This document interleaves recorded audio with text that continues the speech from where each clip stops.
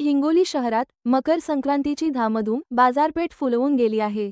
मकर संक्रांत हा नवीन वर्षातील पहिलाच सण आहे. मकर संक्रांतीच्या सणानिमित्त हिंगोली शहरातील बाजारपेठ फुलवून गेली आहे. विशेषतः गांधी चौक परिसरात महिलांची गर्दी उमळली असून सणासाठी आवश्यक असलेले तिळगुळ, वाना, वैतरणी आणि इतर साहित्य खरेदी करण्यासाठी धावपळ सुरू आहे.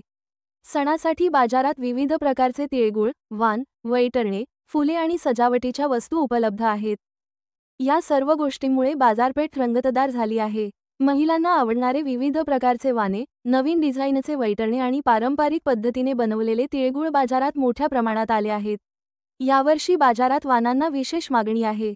महिला विविध प्रकारचे वाणे खरेदी करत आहेत.